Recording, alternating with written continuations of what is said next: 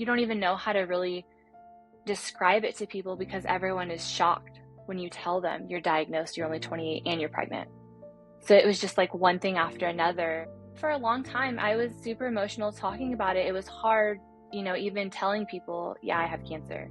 You look at me, I'm perfectly healthy. I don't have any other health issues.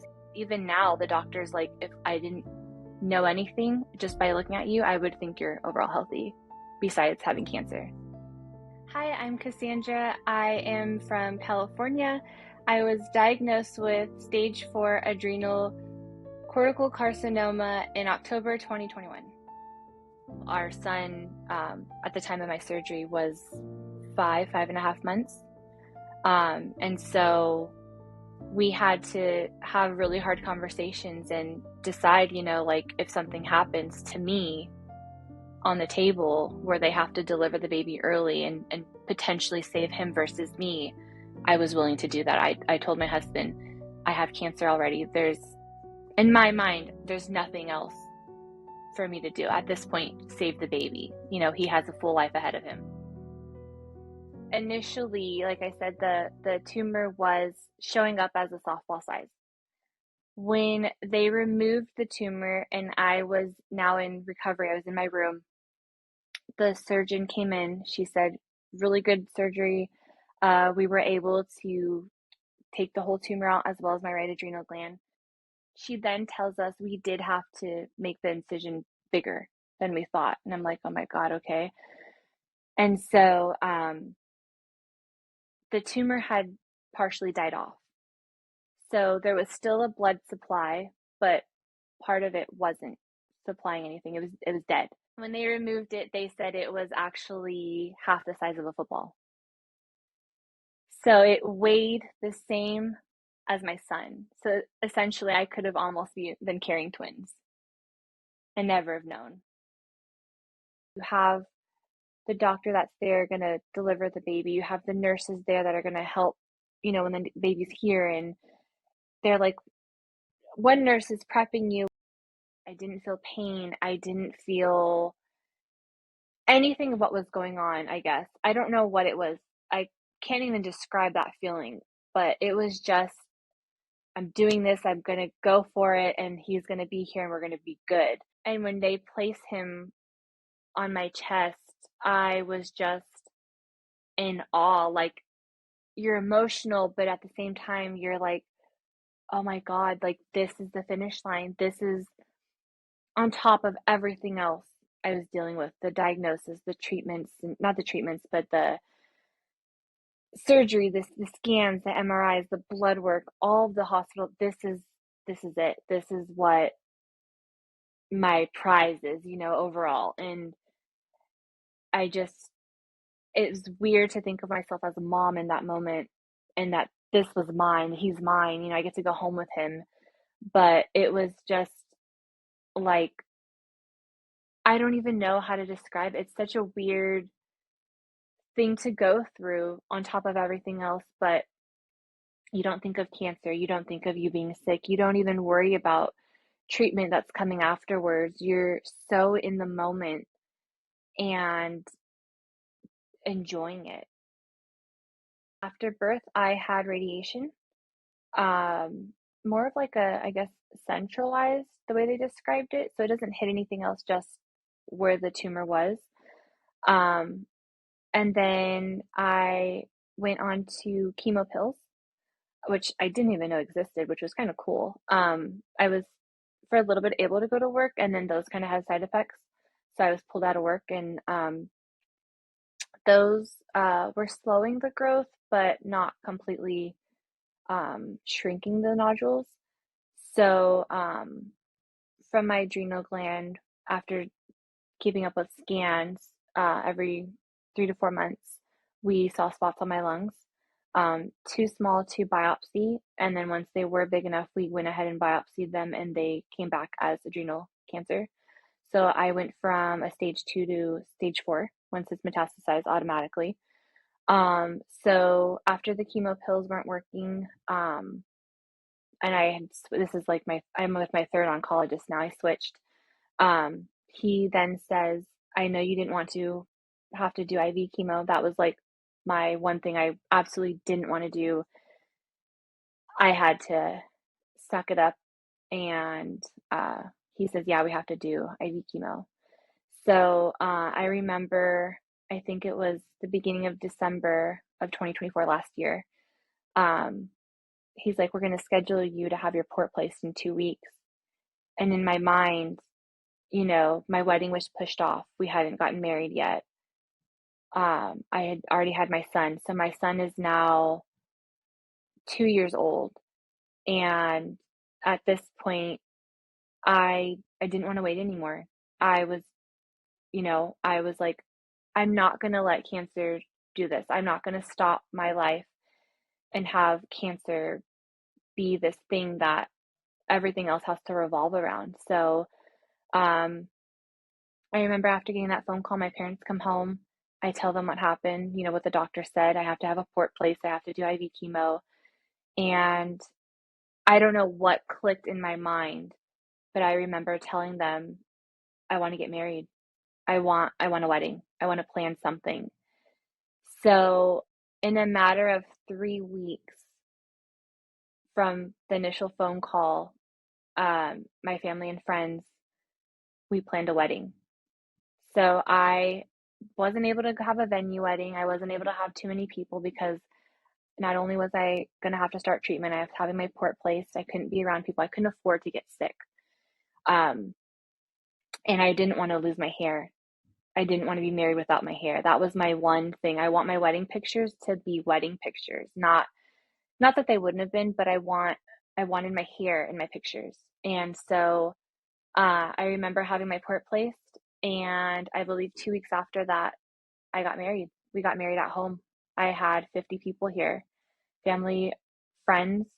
We couldn't have every family member here, but we were able to have my mom's siblings, my dad, a few of his siblings, my original bridesmaids, my sister, my best friend, and my cousin that I'm really close with, a couple of friends, and yeah, we got married at home. And then right after that, a month later, I started my first round of chemo. And I'm currently doing immunotherapy with my chemo pills. The first one, when I was originally diagnosed, this is just someone I was assigned to.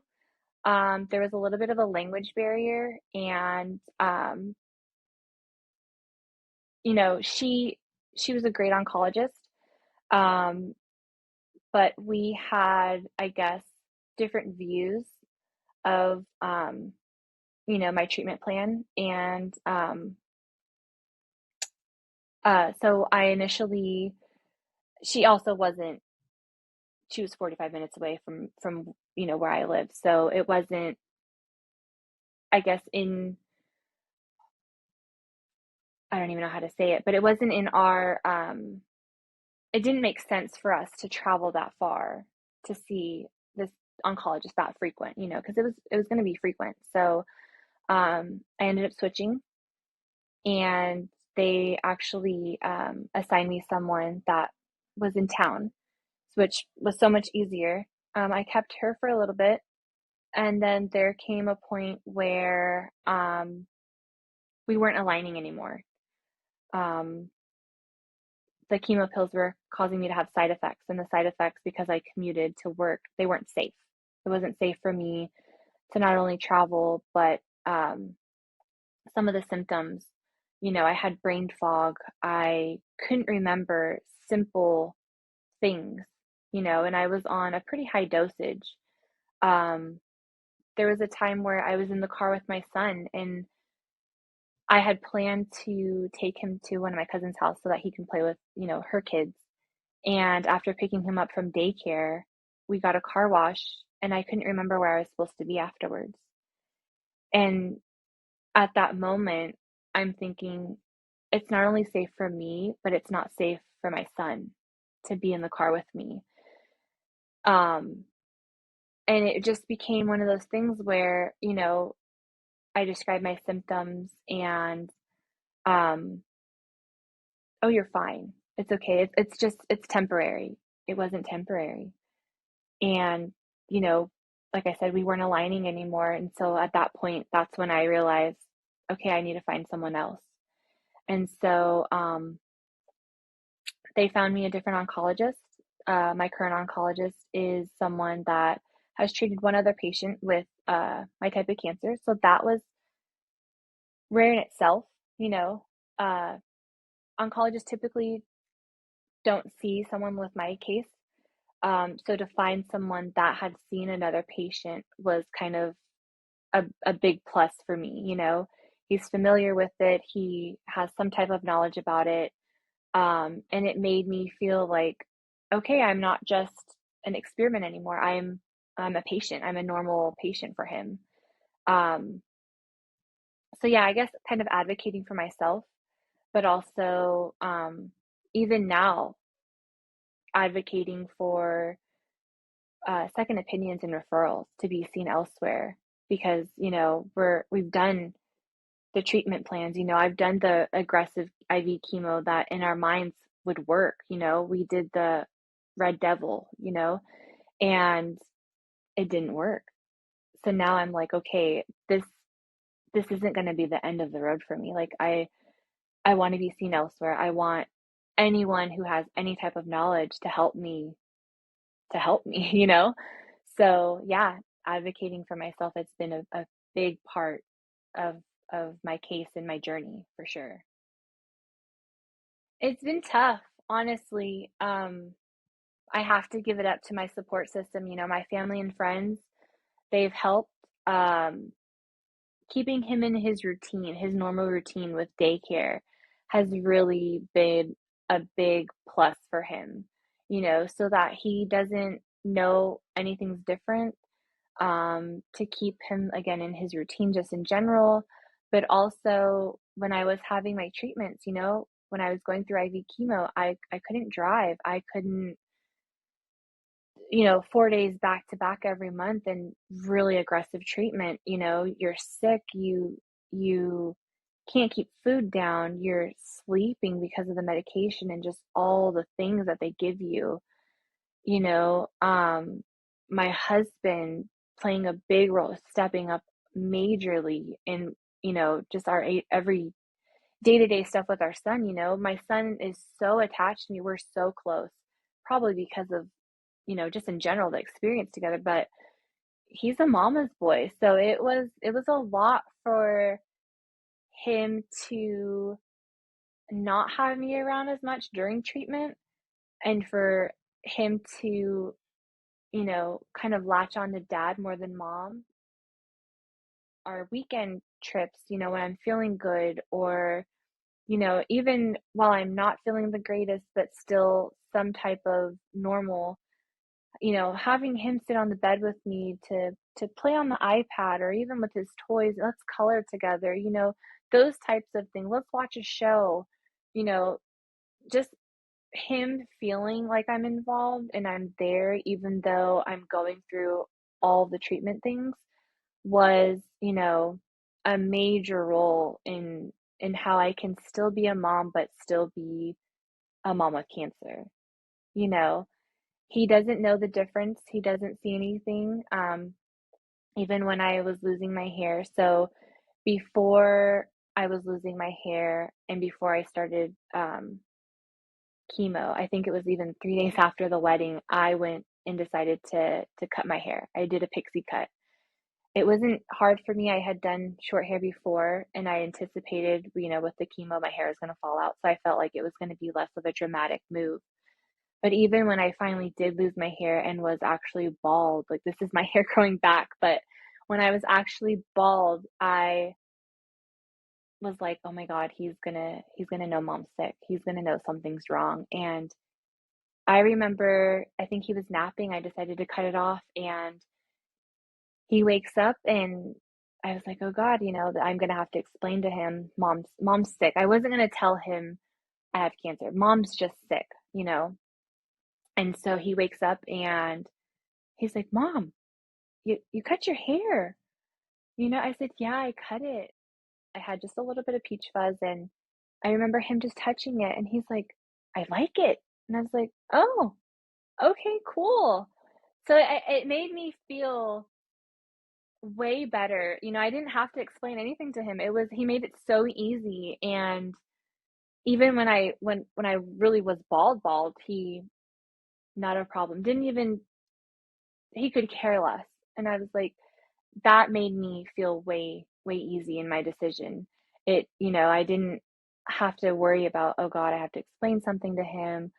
He just made it so easy. And even still, I think having him around while having cancer and treatment and everything, it was my motivation to keep going. He was my reason, still my reason to do what I do.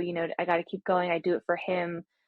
Um, Days I didn't want to get out of bed, days I didn't want to do treatment because I just knew everything else was going to come with it, the sickness and just all of that stuff. I did it for him. I had to, I had to keep going. He was my reason why to keep going. To anyone that's being diagnosed with cancer, it's not easy. There's going to be bumps in the road. There's going to be all kinds of things you're going to face. But my piece of advice would be, make sure you have a really, really good support system. People that are going to be there to have your back, take the moments, cry in the shower, cry in the car, have your moments of where you don't want to be positive all the time. And that's okay. That's totally fine. But for the most part, think of yourself as, you're going to get through this. You're going to see the light at the end of the tunnel.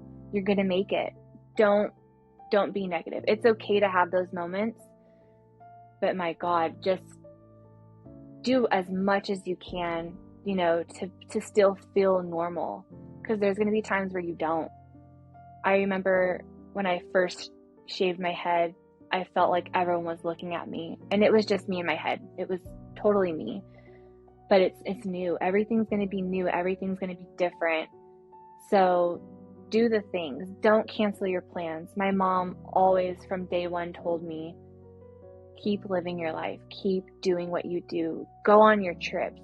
Go to the concerts. I remember Mary J. Blige came into town, and I was like, I need to see her, Mom. Like, it was in between treatments, and it was right before I was going in for my next cycle, and I was still feeling good. And she's like, just go, have fun, go on your trips, have, things to look forward to besides cancer, besides treatment. And so I would just say, do all the things you want to do, eat the food you want, go on your trips, go to the concerts, have fun, laugh. My God, that's the best medicine. I make fun of myself. I'm bald. I tell oh my God, I don't care. I'm bald. I had no eyebrows at one point. I looked sick. Me and my friends were going camping, and we were looking at the site next to us, and, I have no eyebrows. My hair was gone, and you have my friends where they have their hair, they're able to curl it, they can do their makeup, and, we're peeking through the window to see the next campsite, and I'm like, oh my God, these people are going to wonder, who are those two girls and Uncle Fester, checking in on them, and make fun of yourself. It's one of those things where you have to laugh. You're going to look back, and what do you want to look back on? Crying all the time? Feeling sorry for yourself? I didn't want to do that. I still make fun of myself today, My son's like, Mom, roll down the windows. I don't want to mess up my hair. You don't have hair. I know, but I don't want to mess up what I have, It's one of those things. You just have to live your life. Live it to where you're happy and being positive. And like I said, you can still have your moments, but don't let cancer take that away from you. Don't let it bring you down.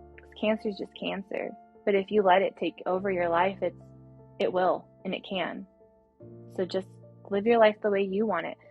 You can have cancer, but don't let cancer have you.